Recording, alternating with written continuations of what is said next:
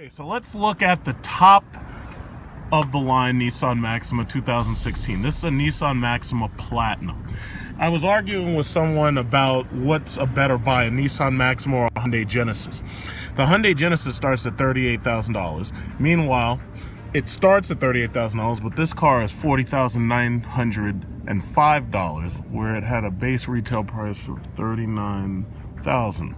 So this one comes with navigation, 8-way driver's seat, power lumbar, the so-called zero gravity front seats, and Sirius and all the typical things you expect to find.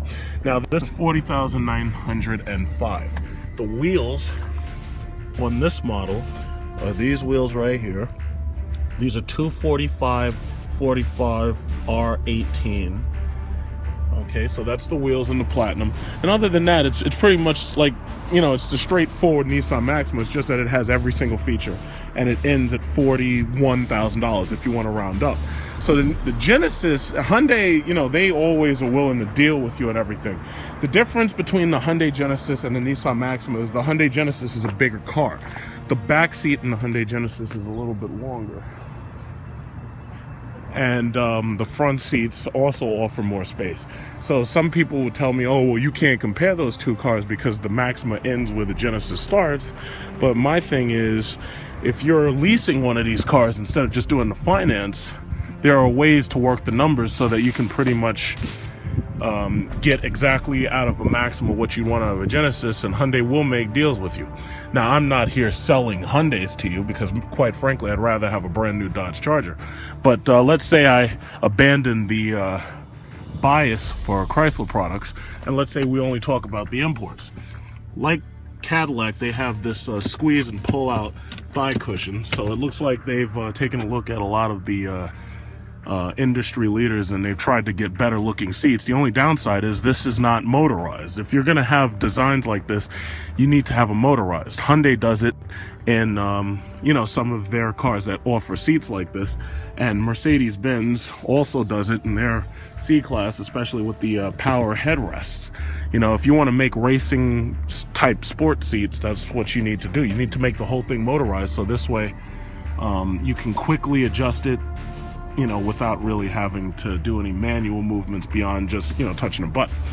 So this is what the cockpit of a Platinum looks like, and it's all black, so, you know, it's pretty simple, straightforward.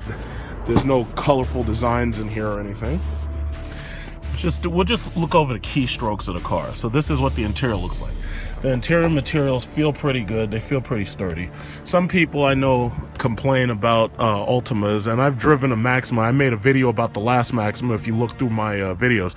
But this is what the seat looks back. Now I'm going to show you how much space is there if I sit in it.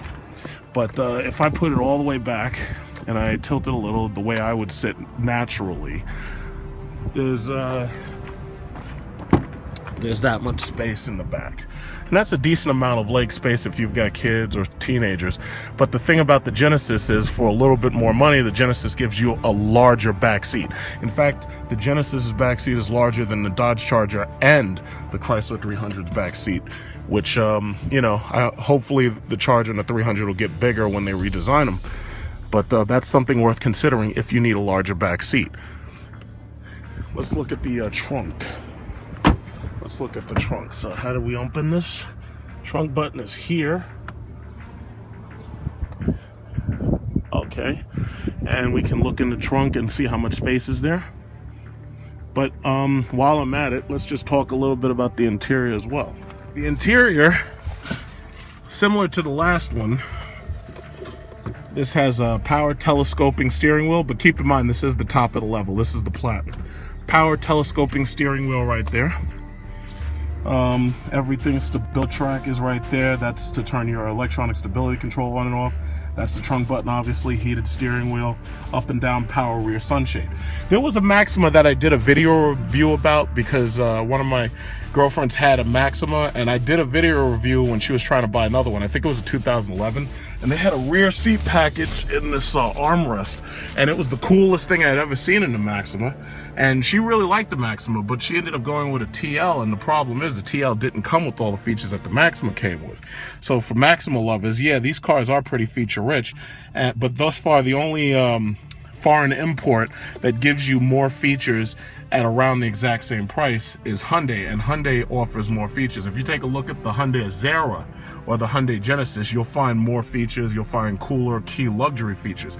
I guess this car would be better compared to the Azera than the Genesis, but me personally, if you're gonna talk about a top of the line car, I would say compare this to the Genesis.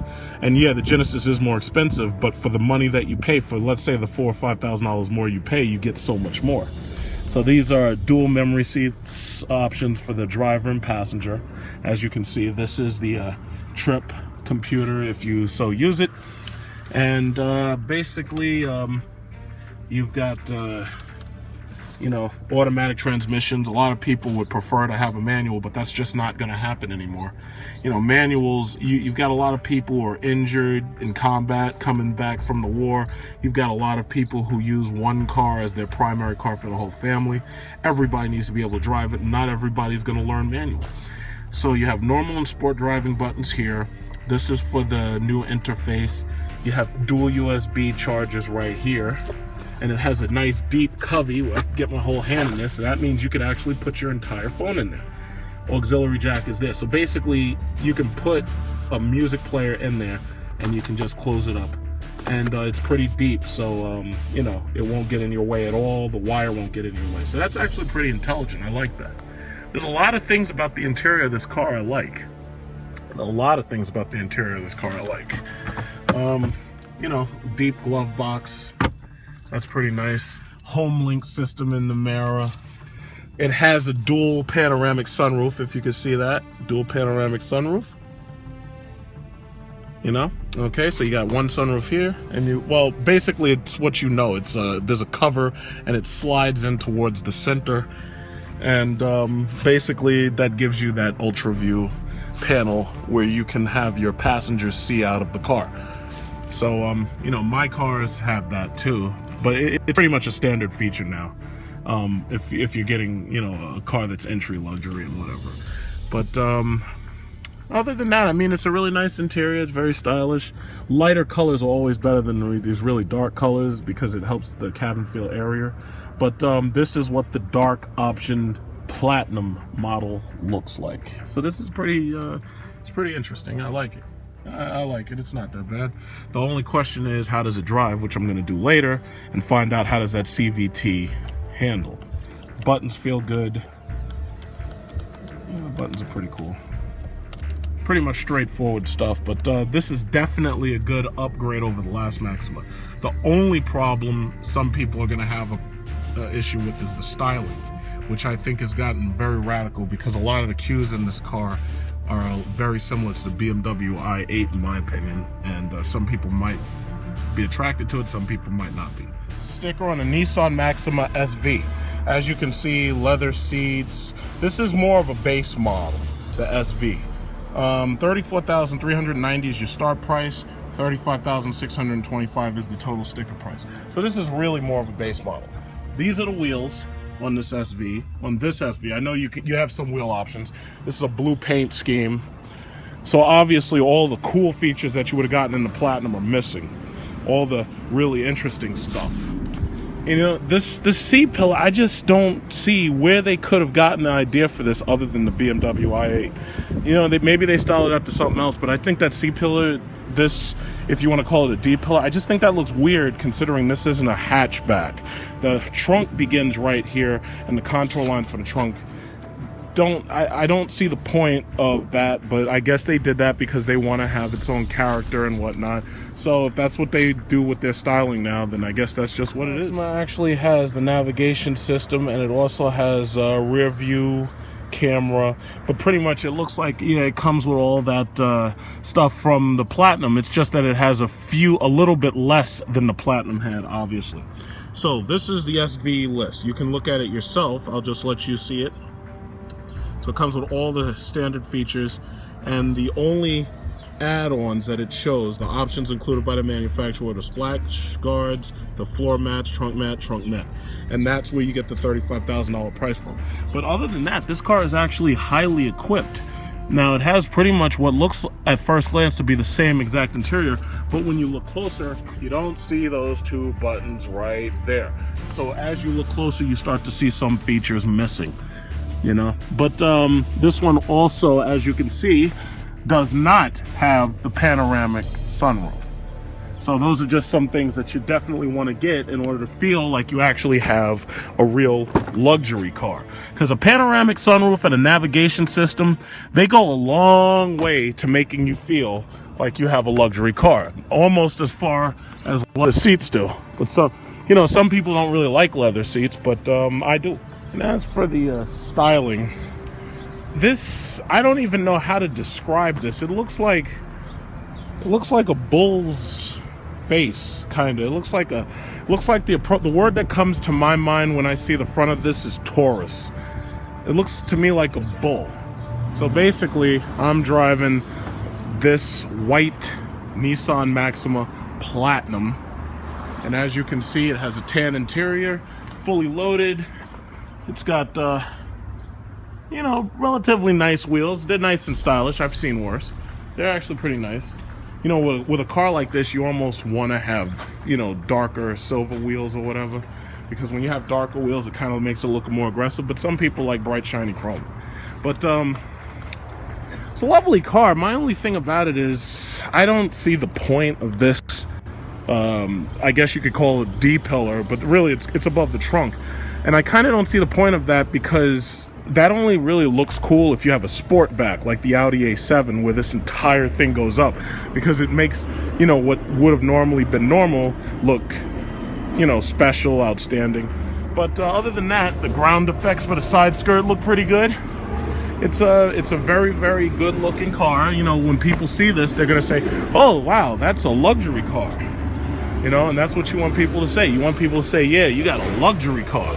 And obviously you have these manual thigh cushions, or I call them waterfall cushions, but as you can see, above the SV you have a heated seat and a pull down sunshade. It's a platinum, so this has everything. But if you are a current Maxima owner, well, what does your car look like? Your car doesn't look as good as this, and that's the whole point of psychological obsolescence. It's to make you see something that you're like, wow, that thing's incredible, I want to get that, because it has so many more features than my car. The character lines on this new car, some people are going to like them, some people don't. As you can see, this is the new one, that's the old one. I remember when this car first came out, they were talking, they called those fish hook eyes and everything. The styling of that car kind of grew on me, but this new one, it's like that nose looks like, it looks like a Taurus symbol, like a bull or something. Those look like bull horns.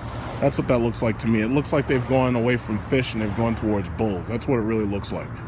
But the 2013, and as you know, I made a video about one when I rented it on vacation, but the 2013 simply has an interior that's nothing like the new one. The new one screams luxurious. So anybody who actually loves Maximas and swears by their Maxima, this is going to impress them in numerous ways.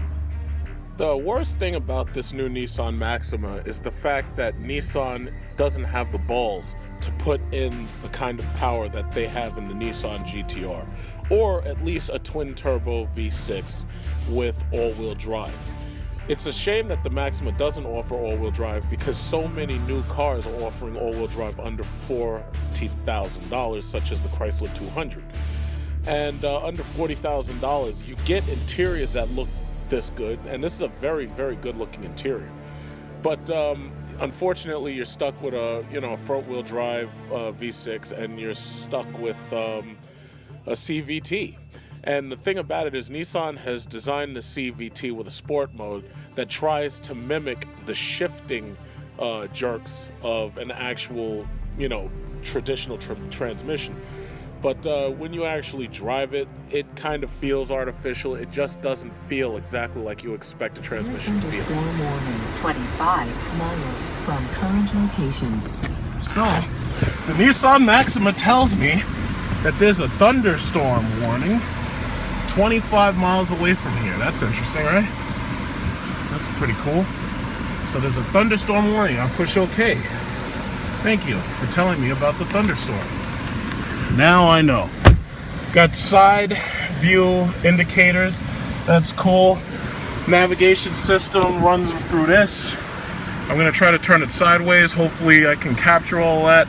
But yeah, you drag it and this, that, and other. But the beautiful thing is that the jog dial system is supplemented with a touch screen. You always want to have a touch screen. The Germans refuse to give you a touch screen, but the touch screen is important because it creates system redundancy. I can speak my commands here, I can touch my commands there, and I can jog dial my commands here. What more could you want? So we're going to put it in sport mode. Going to turn these cooled seats up, so I'm going to cool my ass. And then what else? We're going to put this bad boy into drive and driver. Look how much space is back there. It's pretty cool, actually. I'm actually I'm liking the fresh new colors and the soft night. The colors really help this car feel better. Look at that up there. This is actually a really, really nice car as long as you get in bright colors. This is really a nice car. Cheap, you know? It feels pretty good. It's not bad. Here's a question: what kind of warranty do they have on the transmission? Because one of the Maximas that we had to replace the transmission. 5 years 60. It was like $3,500. 5 years 60. 5 years 60. Yeah, get around whenever I can. Okay, I'll do it up there. Thanks to a far higher quality interior, I actually enjoyed the Nissan Maxima more than I expected I would. The car comes with a lot of technological tricks, such as a CVT that tries to mimic an automatic transmission. That right there is going to get it criticism from many, and it's going to get it praise from others who, you know, some people really like Maxima and they prefer to rebuy Maxima each and every time there's a model restyle. If that's the case, then they're definitely going to like this car more than the outgoing Maxima. The interior is probably the best executed that I've seen from Nissan, including the Nissan GTR. The road feel is also something to be concerned about. It's actually extremely comfortable on the road. It handles bumps very well. My only thing is, on very, very long drives, the drone of the engine and the feel of the car can become boring to some. No, no one have a soul.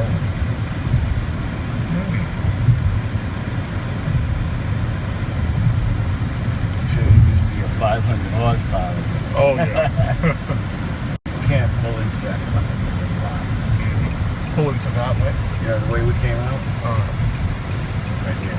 Okay. But I'm not making Make a U. Yeah, you're gonna have to. Alright.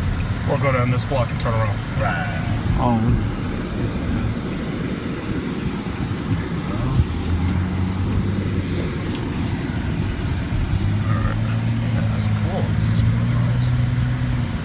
That was nice. Yeah.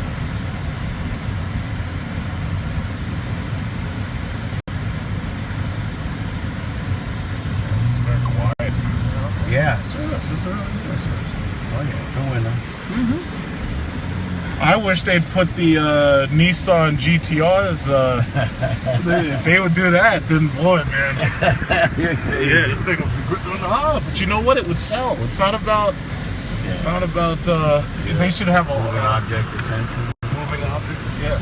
If you put that Nissan GTR technology in this thing, you could sell this thing at about $80,000, maybe more. Make a 500 horsepower twin turbo V6. All-wheel drive. Because all people really want is they want a car with 4 doors that's fast, and not even if it's not fast, they just want a lot of power. That's all. And that's why that GTR, I know you sell them every single one. Yeah, I know you sell them. They're nice. Yeah, have you driven? No, I've never driven. Yeah, the thing's I've driven terrifying. it, but not fast. It's terrifying. That 545 horsepower. It's terrifying. Terrifying. One of my friends has one. All-wheel drive. Oh, I was scared for his life when he goes out driving that thing. That all-wheel drive makes it a monster. All-wheel drive makes everything a monster. Yep. Everything's a monster with all-wheel drive. Ripped on the steering wheel. Yeah, I noticed that. Everybody has these contoured steering wheels now. Really? Yeah. Yeah. Oh yeah. Yeah, most of it's nice. This is really nice. It's got a decent good amount of leg room too.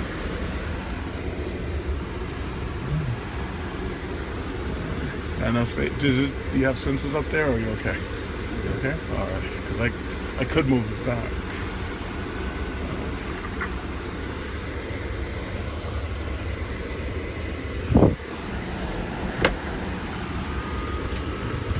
One. Okay.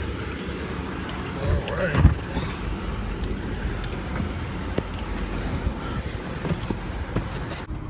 So, I'm actually very impressed. This feels more like a premium product than it did in the one that I rented and made the video about last time.